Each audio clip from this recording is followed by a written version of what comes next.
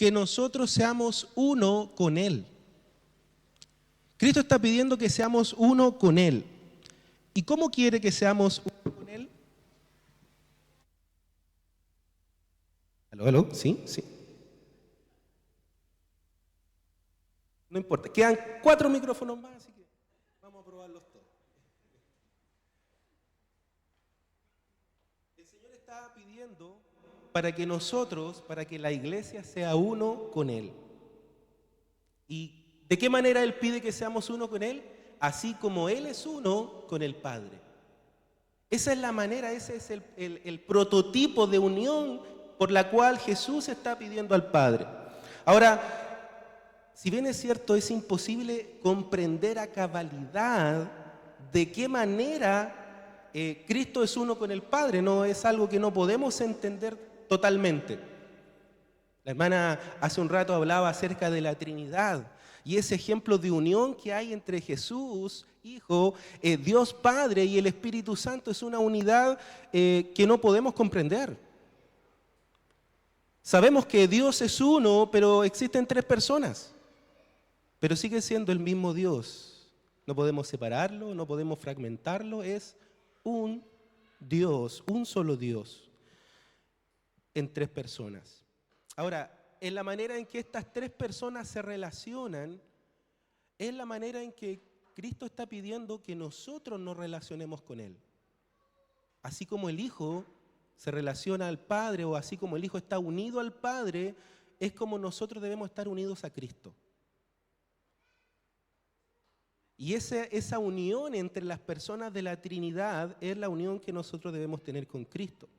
Ahora, si nosotros pensáramos que esa unión solamente existe en misión y propósito, vamos a llegar a una interpretación del texto. Pero si pensamos que Cristo es uno en esencia con el Padre, llegaremos a otra interpretación. Hay 2 maneras de ver esta unión que existe entre Dios Hijo y Dios Padre. Pero al final de esta porción, en el versículo 23, también vamos a notar que Jesús dice: lo has amado como también a mí me has amado.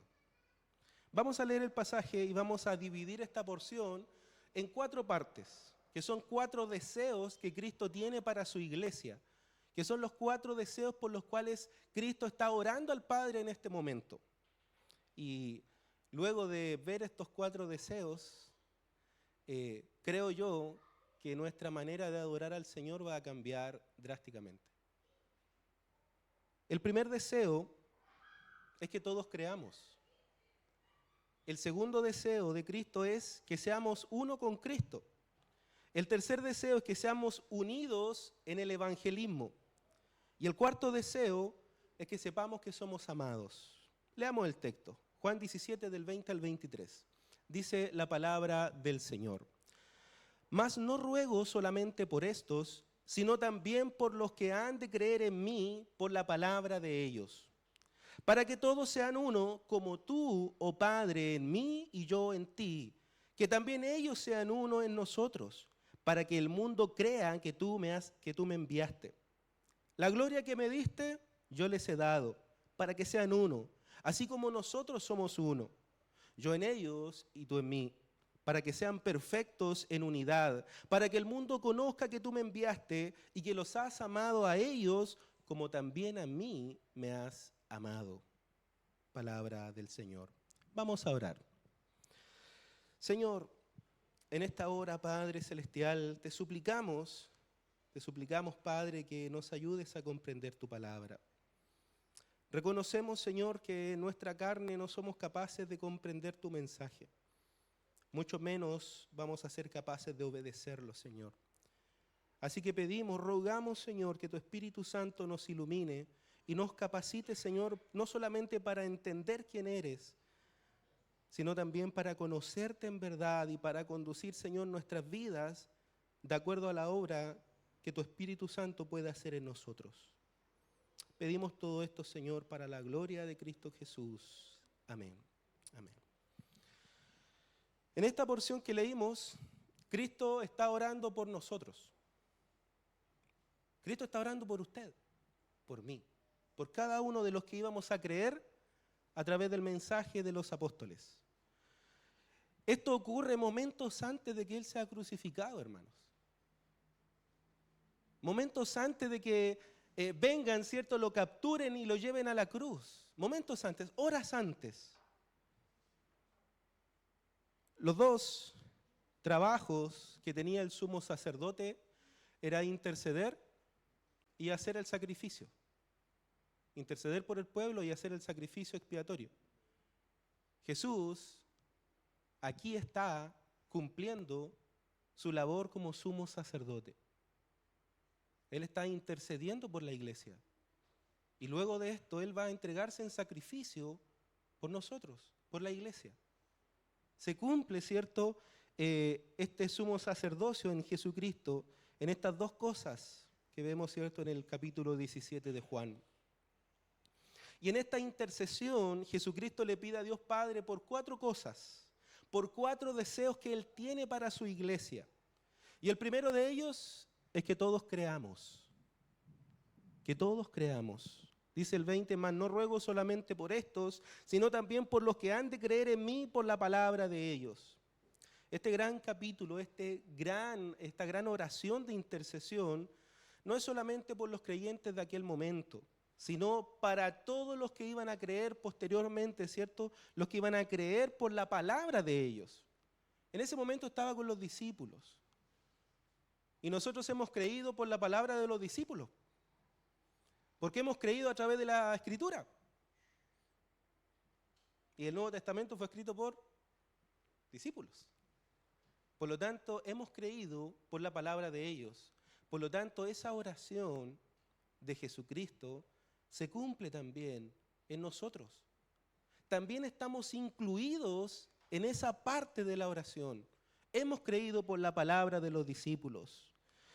Es decir, que Jesús, ¿cierto?, oró por los que habían creído, por los que han creído y por los que van a creer en el futuro a través de la palabra de la palabra de Dios.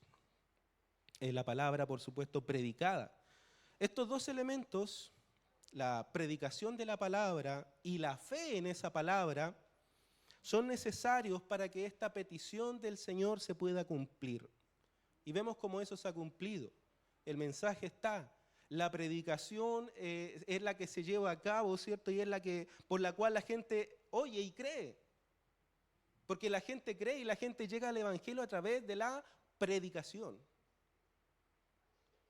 A través de la predicación la gente cree y conoce el Evangelio. Y hemos visto la fe producida por Dios en el corazón de quienes han escuchado ese Evangelio y vemos, ¿cierto?, que han creído y se ha producido fe, que Dios produce fe en el corazón de aquellos que han oído el Evangelio.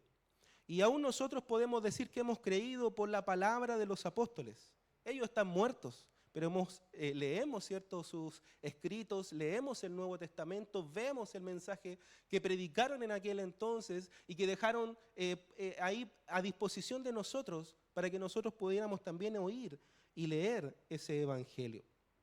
Efesios 2:20 dice que la doctrina que estudiamos es el fundamento de los apóstoles, siendo Jesús mismo, ¿cierto?, la piedra angular.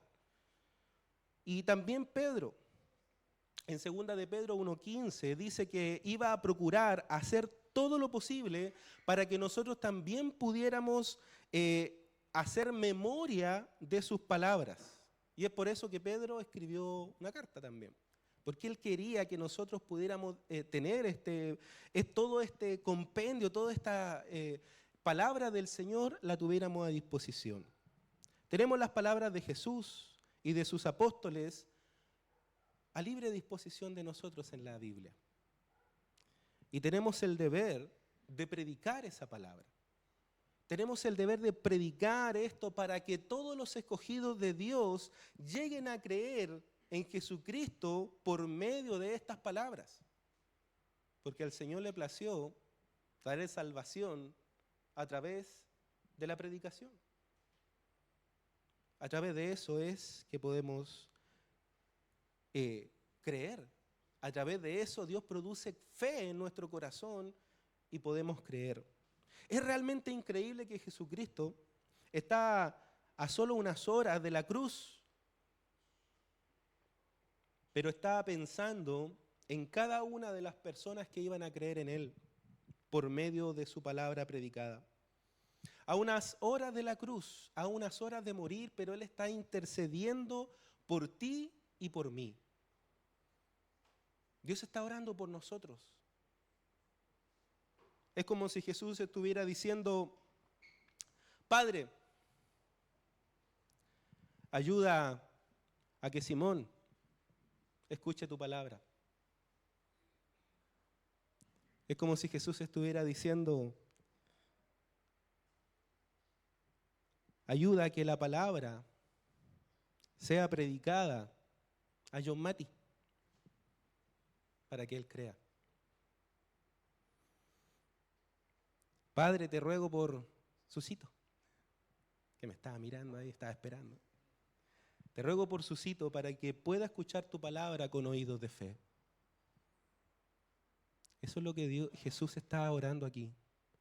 En esta oración estaba cada uno de nosotros. Y Jesús estaba intercediendo por cada uno de nosotros ante el Padre. Porque necesitabas escuchar el mensaje del Evangelio. Tú necesitabas escuchar su palabra para poder ser salvo. Si tú no escuchabas la palabra de Jesús, tú no ibas a ser salvo. Nunca iba a nacer fe en tu corazón. Tú necesitabas oír el Evangelio. Y no solamente para que lo escuches, sino para que el Espíritu Santo te dé la fe que necesitas para creer ese mensaje predicado. Porque la fe viene por el oír la palabra de Dios. Sin la palabra de Dios, la fe no viene. Entonces, Cristo desea que todos los escogidos escuchemos la palabra de Dios y tengamos fe. Él ora por esto. Intercede a nuestro favor. Ahora, no sé si en alguna oportunidad te has preguntado cómo llegué a ser cristiano. ¿Cómo llegué a ser cristiano? ¿Te lo has preguntado alguna vez? ¿Cómo fue que el Señor me salvó? ¿Cómo fue que yo llegué a creer? Seguramente muchos de ustedes van a decir: no, yo escuché a alguien que estaba predicando, ¿cierto? Y de esa manera me predicó el Evangelio y yo creí. Y eso, por supuesto, es cierto en algún sentido. Pero, ¿por qué te predicaron el Evangelio? O más importante aún, ¿por qué cuando alguien te predicó el Evangelio tú creíste? ¿Por qué creíste? Vemos constantemente a gente escuchando el Evangelio que no cree. La pregunta es: ¿por qué creíste? ¿Por qué tú creíste el Evangelio cuando se te predicó? Y la respuesta está en Juan 17. Porque tienes un sumo sacerdote que está intercediendo por ti ante el Padre, garantizando que alguien te iba a predicar el Evangelio. La intercesión del Señor garantiza que el Evangelio va a ser predicado a los escogidos y los escogidos van a oír con fe. Esa garantía te la da el Señor Jesús. Él garantiza que cuando tú ibas a escuchar el Evangelio, ibas a tener fe para creer ese Evangelio. Es increíblemente maravilloso meditar en este capítulo. Jesucristo intercedió por ti antes de que tú nacieras. Cristo garantizó tu salvación antes de que tú nacieras. Porque antes de que tú nacieras, Él ya estaba orando por ti ante el Padre. Porque tú estabas en el corazón del Señor cuando Él estaba haciendo esta oración. El segundo deseo es que seamos uno con Cristo. Y esta es la médula de la oración de Jesucristo. Esto es el centro. Dice el versículo 21, para que todos sean uno, como tú, oh Padre, en mí y yo en ti, que también ellos sean uno en nosotros, para que el mundo crea que tú me enviaste. La gloria que me diste yo les he dado para que sean uno, así como nosotros somos uno. Cristo pide que nosotros seamos uno. Pide que seamos uno con Él. Como Él es uno con el Padre. ¿Qué significa esto? Básicamente hay dos maneras de interpretar este texto. Unos, según mi percepción, erróneamente piensan que la petición de Cristo acá busca que tengamos comunión entre nosotros. Que no haya divisiones en nosotros, que haya unidad. Piensan que Cristo lo que está pidiendo aquí, antes de morir, es que dejemos nuestras diferencias y comencemos a cumplir la misión que Él nos encomendó. Esto, si bien es cierto, también tiene verdad, también cierto, hay verdad y tiene sentido. De hecho, dejar nuestras diferencias y unidos comenzar a evangelizar es algo muy bueno. Y unidos, ¿cierto? También trae bendición a la iglesia. Pero la pregunta ¿es esto lo que está pidiendo Jesús aquí? ¿Es esto lo que está orando el Señor por la iglesia? Veamos en el texto que Cristo está pidiendo unidad con Dios, no unidad del uno con el otro, no unidad entre nosotros, en esta porción de la Escritura, Juan 17. Y le daré 3 razones para defender mi tesis. En el contexto, está prácticamente en su lecho de muerte, Jesús está a horas de morir, y vemos que Cristo está preocupado por la eternidad de los discípulos. Y esto es normal. En la vida diaria podemos estar preocupados de muchas cosas, del vecino, del hermano, del amigo, de todo. Pero cuando estamos en nuestro lecho de muerte, lo único realmente importante es la eternidad. Cuando estamos a horas de morir, lo único que nos debe importar es la eternidad. Esa es mi primera razón. La segunda es que Cristo no puede estar pidiendo unidad entre nosotros solamente porque está orando por todos los cristianos de todas las épocas. Desde aquel entonces hasta todo lo que falte en adelante, ¿cierto? Hasta que Él venga por su iglesia, hasta su regreso. Entonces no tiene sentido orar por una unión eclesiástica entre personas que vivieron hace muchos años atrás y nosotros. No tiene sentido que el Señor esté orando por una unidad eclesiástica entre Martín Lutero y yo. No tiene sentido esa unidad. Esa idea, ¿cierto?, no tiene sentido en el contexto que estamos leyendo. Y mi tercera razón es que explícitamente la unidad que Cristo pide para nosotros en Juan 17 no es la unidad que experimentan 2 seres humanos. Es una unidad que presentan 2 personas de la Trinidad. Esa es la unidad que Cristo está hablando y lo dice de manera explícita. Que sean uno, así como tú y yo somos uno, hablándole al Padre. Esa es la unidad que Cristo está hablando. Y esto eleva mucho más el sentido de la unidad que vemos en este pasaje.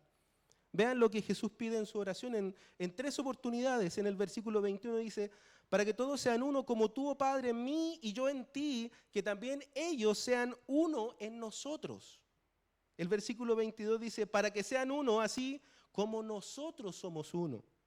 Y el 23 dice, yo en ellos y tú en mí. Esa es la unión que está hablando Jesucristo.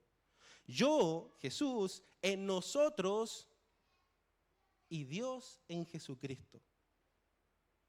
Se fija que esta unión de la que Jesús está hablando no es la unión entre nosotros. Está hablando de la unión con Él. Jesús está pidiendo que nosotros seamos uno con Él.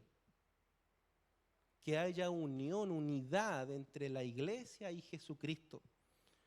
Con una unidad similar a la que Él tiene con el Padre. Y la unidad que Él tiene con el Padre no es solamente una unidad de propósito o de misión o de mente. La unidad que Cristo tiene con el Padre es una unidad de esencia. Es una unidad de naturaleza. Comparten la misma naturaleza, comparten los mismos atributos, y eso es lo que Cristo quiere. Que seamos transformados a su gloriosa imagen, perfectos en santidad, en justicia, en misericordia. Eso es lo que está pidiendo, que seamos uno en su naturaleza, con sus atributos comunicables. Jesús dice, quiero que estos sean unidos a mí como yo soy uno con mi Padre. Si la unidad de Jesús con el Padre fuera únicamente en propósito y misión, entonces eso es lo que Él quiere para nosotros. Pero si la unidad que tiene Cristo con el Padre es una unidad de esencia y de naturaleza, entonces lo que quiere es que nosotros compartamos su naturaleza perfecta, santa, justa, su amor, su misericordia, todas sus virtudes. Eso es lo que vemos en el contexto. Esa es la oración de Jesús. Que seamos uno con Él, así como Él es uno con el Padre. Cristo quiere que seamos santificados hacia toda su gloriosa imagen. Que reflejemos todos los atributos comunicables. Así como Él es la imagen misma de la sustancia de Dios, quiere que nosotros reflejemos su imagen en este mundo. Quiero aclarar que lo que estamos viendo en Juan 17 es la humanidad de Cristo intercediendo por nosotros. Lo estamos viendo en su rol como sumo sacerdote. Un hombre intercediendo por otros hombres. Y luego en Juan 18 y 19 vemos a este Jesús muriendo como el sacrificio por otros hombres. Ahora, cuando el hombre Jesucristo está diciendo que su deseo es que seamos como Él, de la misma manera en que Él es uno con el Padre, obviamente el hombre Cristo no estaba siendo uno en esencia y naturaleza con el Padre. Su humanidad no compartía sus atributos incomunicables. El hombre Jesucristo no era omnisciente, no era omnipresente. Entonces, cuando dice que Él es uno con el Padre, ¿a qué se refería? Uno con Dios en sus atributos comunicables: misericordia, justicia, amor, santidad. Todas esas virtudes que Él comunica al ser humano, que Él puede comunicar al ser humano. Entonces, cuando Él pide que seamos uno con Él, no está diciendo que debemos ser omniscientes. No está diciendo que tenemos que ser omnipresentes o todopoderosos. No está diciendo eso. Está diciendo que debemos reflejar los atributos comunicables de Dios, su carácter. El versículo 22 dice, la gloria que me diste, yo les he dado para que sean uno, así como nosotros somos uno. Obviamente, Cristo no nos ha dado la gloria de la omnipotencia de Dios, pero sí nos ha dado la gloria de su paz, la gloria de su gracia, de su misericordia. Jesús dice, la gloria que me diste, ahora estoy compartiendo la misma gloria con ellos para que lleguen a ser uno conmigo. Y esa es una razón más de que Cristo está pidiendo una unidad con Dios y no con las demás personas. Porque este es el propósito de Dios en la salvación, hermanos. Ese es el propósito de Dios en la santificación. Es que nosotros lleguemos a la gloriosa imagen de su Hijo Jesucristo. Ese es el propósito de la santificación. Y sabemos también por Romanos 8:29 que Dios hace todas las cosas para transformarnos a la imagen de su Hijo. Y sabemos también que cuando lleguemos al cielo, según lo que dice 1 Juan, versículo 3:2, seremos semejantes a Cristo porque le veremos como Él es. Semejantes a Cristo. Seremos su imagen. Y ese es el propósito de Dios en la salvación, hacernos semejantes a Cristo. Hermanos, esto es algo que se enseña en toda la Biblia. Y uno de los versículos que más me gustó lo dice Pedro, lo escribe Pedro. Y él lo expone de la siguiente manera en 2 Pedro 1:4. Dice, por medio de las cuales nos ha dado preciosas y grandísimas promesas, para que por ellas llegases a ser participantes de la naturaleza divina. Participantes de la naturaleza divina. El propósito en la salvación es que tú y yo lleguemos a ser semejantes a Cristo. Que compartamos la naturaleza divina. Y esto, aclaro, no es llegar a ser mini dioses, como algunos piensan por ahí. No, se trata de ser mini dioses. Porque incluso ese mismo capítulo enseña más adelante que significa participar de sus virtudes. Ser semejantes en su amor, en su gracia, en su paciencia, en su santidad. A eso se refiere. Eso es lo que significa tener unión con Cristo. Eso significa estar unido a Cristo. Estar en Cristo es estar en su naturaleza, en sus virtudes. Llevar la imagen de Cristo al mundo. Eso es estar unido a Cristo. Llevar su imagen. El Hijo es el resplandor de la gloria del Padre. Nosotros entonces debemos ser el resplandor de la gloria del Hijo. El reflejo de su carácter, su imagen. Porque Él nos ha dado de su gloria. Lo dice Juan 17, Él nos ha dado de su gloria. La gloria de sus virtudes, su santidad, su justicia, su amor, su paciencia, su longanimidad, para que nosotros reflejemos su imagen en el mundo. Hoy, lamentablemente no sentimos esto a cabalidad, ¿cierto? No sentimos esto, porque somos pecadores. La imagen de Cristo no está revelada en nosotros porque todavía estamos sujetos a nuestros cuerpos caídos. Pero pronto Cristo va a regresar y seremos como Él cuando le veamos tal como Él es. Ahí se completará esta obra, una obra que no es nuestra, es una obra que Dios hace. Y ahí se completará esta obra. Ese día, cuando Dios nos dé cuerpos glorificados, nosotros como iglesia vamos a reflejar toda su imagen, toda su gloriosa imagen, y seremos uno con Él en todas sus virtudes.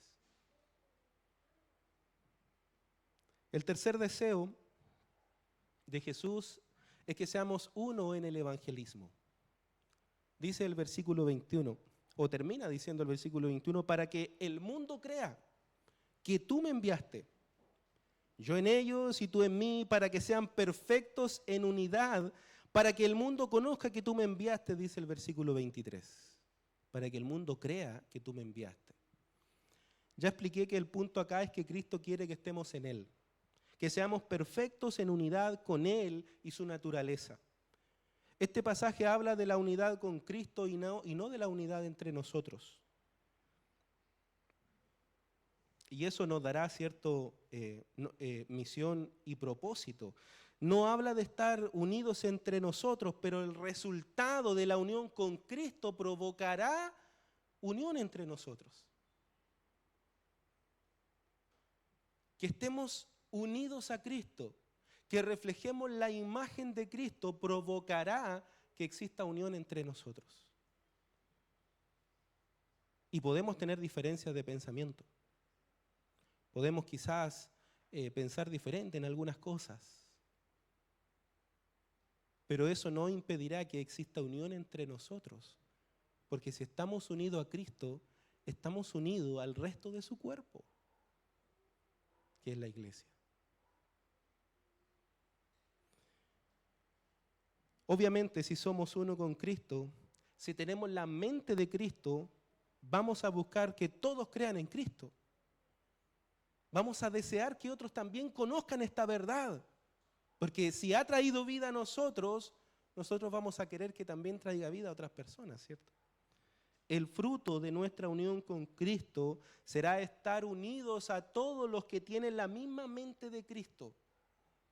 Como decía la alabanza que cantábamos al principio. Es inconcebible que yo tenga unidad con Cristo y tú tengas unidad con Cristo, pero entre nosotros no haya unidad. No puede ser.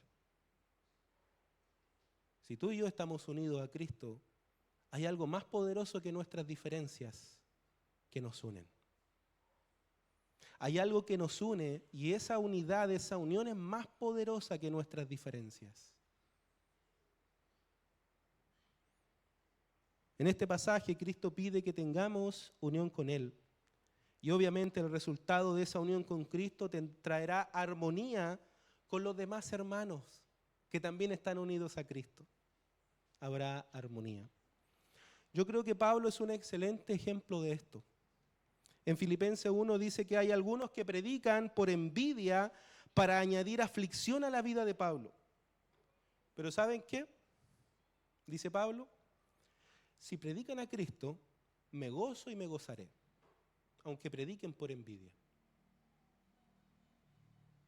Aunque prediquen por envidia, me gozo y me gozaré porque están llevando el Evangelio de Cristo a las calles. Porque están hablando de Cristo.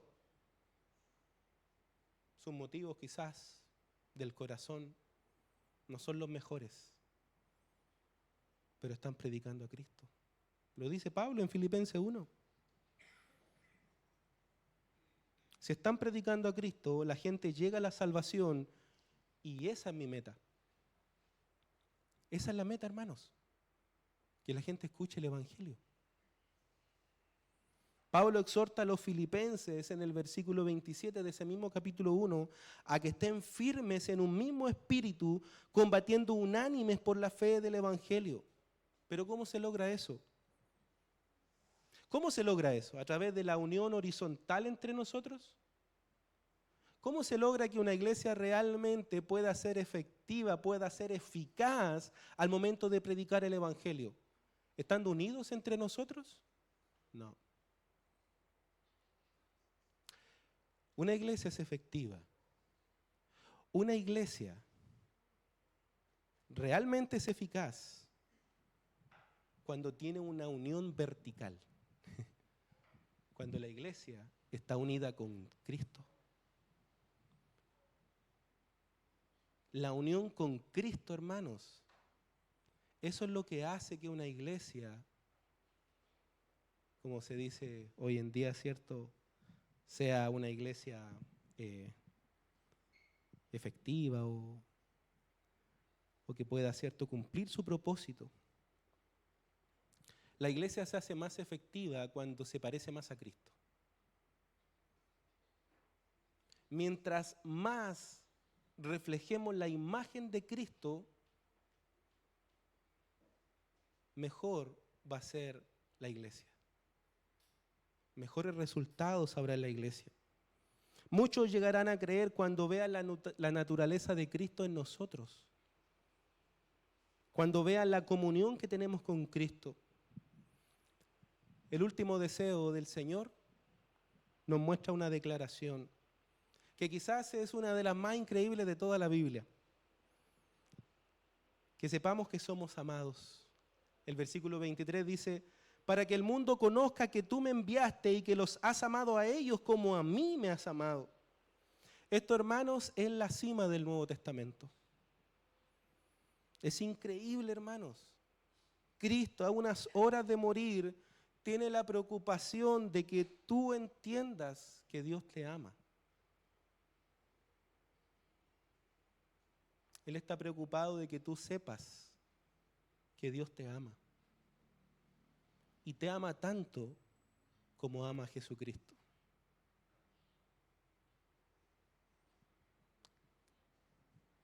Cristo está a hora de ser crucificado. Y Él dice, Ya estoy a punto de lograr mi objetivo, morir en la cruz y salvar a los míos. Pero quiero que tú, Padre, les ayudes a entender que los amas tanto como a mí me amas. Jesús está preocupado que tú, hermano, que tú, hermana, sepas que Dios te ama tanto como ama a Jesús. Dios te ama tanto como ama a su único Hijo. Ahora, esto es extraño.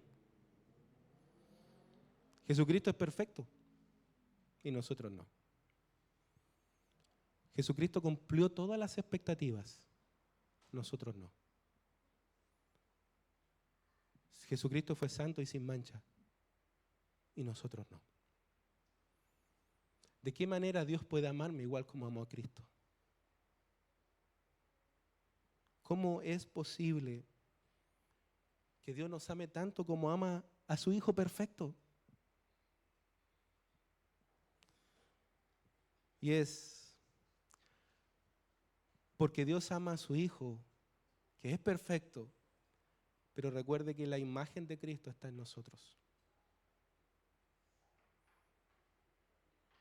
Es como si Jesús estuviera diciendo: Padre, ayúdalos a entender que los amas tanto como a mí, porque si mi imagen está en ellos, entonces tú los amas exactamente como me amas a mí.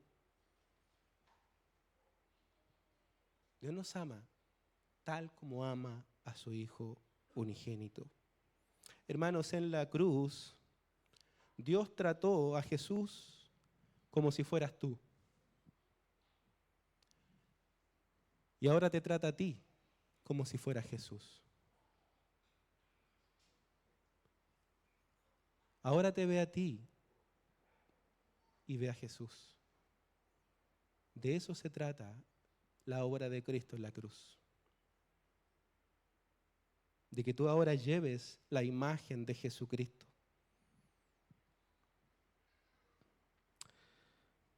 Que sepan que los has amado como a mí me has amado, dice Jesús. Dios Padre ama al Hijo eternamente, incondicionalmente. El Padre ama cada perfección del Hijo. No encuentra fallas en Él. No encuentra ninguna imperfección en el Hijo. Encuentra completa complacencia en el Hijo. Y Cristo dice: ayúdalos a entender que tú les amas a ellos así como me amas a mí. Si eres cristiano,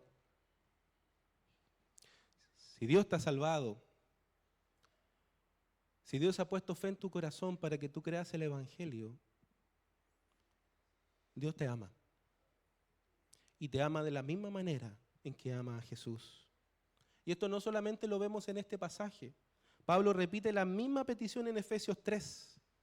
Dice: por esta causa doblo mis rodillas ante el Padre de nuestro Señor Jesucristo. Pablo está orando. Dice: que habite Cristo por la fe en nuestros corazones, a fin de que arraigados y cimentados en amor, seáis plenamente capaces de comprender con todos los santos cuál sea la anchura, la longitud, la profundidad y la altura, y de conocer el amor de Cristo que excede a todo conocimiento, para que seáis llenos de toda plenitud de Dios. Y lo más extraordinario, hermanos, es que nosotros somos amados de esa manera. Dios nos ama, lo comprendamos o no. Entendamos que Dios nos ama o no, Dios nos ama igual. Ahora lo sabes. Si antes no lo sabías, Dios igual te amaba. Hay gente que a lo mejor no entiende que Dios le ama, pero Dios igual le ama. Debemos comprender que Jesús no le está rogando a Dios que nos ame. Jesús no le está diciendo: Señor, por favor, ámales. No. Jesús dice: ayúdales a comprender que tú los amas. Quizás en un nivel mucho más reducido, nosotros que somos padres, los que somos padres, sabemos cuánto amamos a nuestros hijos, ¿cierto? Pregúntenle a sus hijos si el papá o la mamá los ama. Seguramente les van a decir que sí. Pero pregúntenle después de haberlos retado, después de haberlos castigado. Pregúntenle, ¿tu papá te ama? ¿Tu mamá te ama? Lo más probable es que la respuesta no sea la misma. Pero eso no significa que nosotros, los padres, dejamos de amar a nuestros hijos.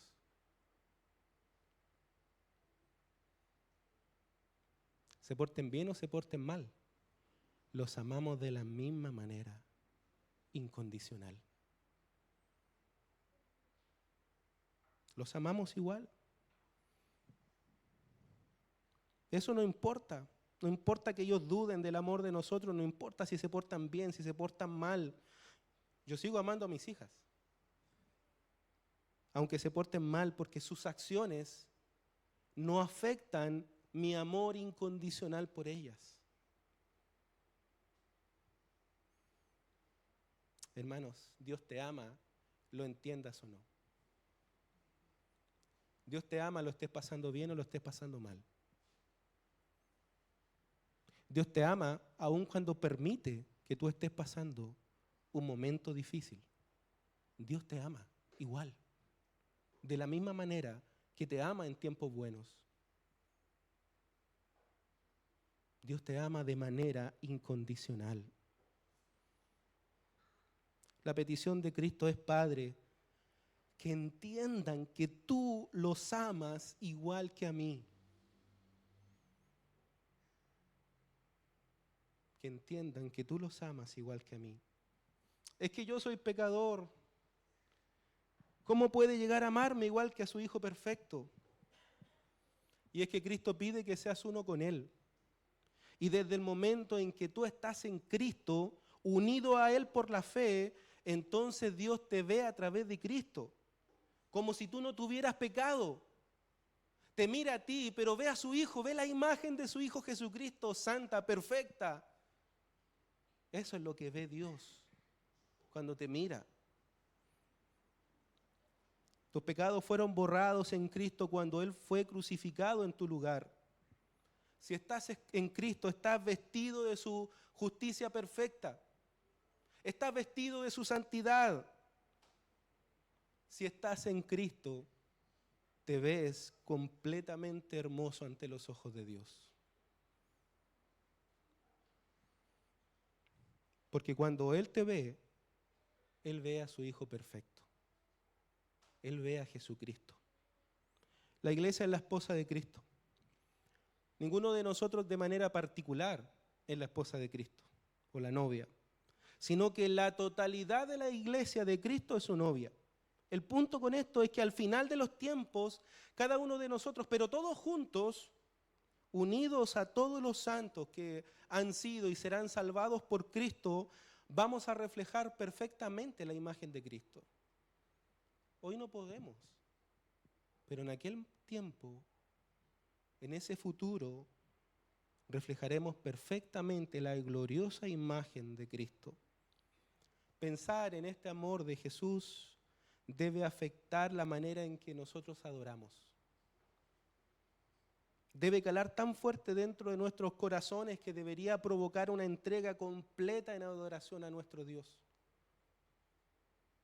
Gracias a la intercesión de Cristo, que provoca que seamos uno con Él, la cruz y la intercesión de Jesucristo son la fuente de todas las bendiciones que recibimos. Todas las bendiciones nacen de la intercesión de Jesucristo y de su sacrificio en la cruz. De ahí vienen todas las cosas buenas que nos suceden, todas las cosas, hermanos. Somos amados por Dios, no por lo que somos nosotros, sino porque a través de la unión con Cristo por la fe, Él nos hace perfectos a los ojos del Padre. Dios nos está formando a la gloriosa imagen de su Hijo Jesús. Después de esta oración de Jesús, inmediatamente pasamos a la traición, el juicio y la cruz. Él ya no va a hablar más con sus discípulos antes de morir. Es maravilloso recordar que inmediatamente antes de las terribles horas que Jesús iba a experimentar y que Jesús sabía que aquello que le esperaba, aún así, sus últimas palabras no fueron de desesperación, sino de gloria y esperanza para sus discípulos y también para nosotros, los que habríamos de creer por la palabra de ellos. Hermanos, en una celebración como esta, debemos recordar que la fortaleza de la iglesia no se logra por cuánta afinidad o unión tengan las personas entre ellas. La fortaleza de una iglesia no está en la unión que nosotros tengamos entre nosotros. Por muy bien que nos llevemos, gloria a Dios porque nos llevamos bien. Pero la fortaleza de la iglesia no está en eso. La fortaleza de la iglesia está en nuestra unión con Cristo. Esa es la fortaleza de la iglesia. La fortaleza se establece de acuerdo con la unión que tengamos con Cristo. Si queremos ser más unidos entre nosotros, debemos fortalecer nuestra relación con Cristo. Porque nuestra relación con Cristo traerá como fruto la unión entre la iglesia. La unión entre nosotros. Mientras más cerca estemos de Cristo, mientras más unidos a Él estemos, mejor será la unión entre nosotros. Porque llevaremos la imagen de Cristo. Porque Él obrará en nosotros y producirá sus virtudes en cada uno de nosotros.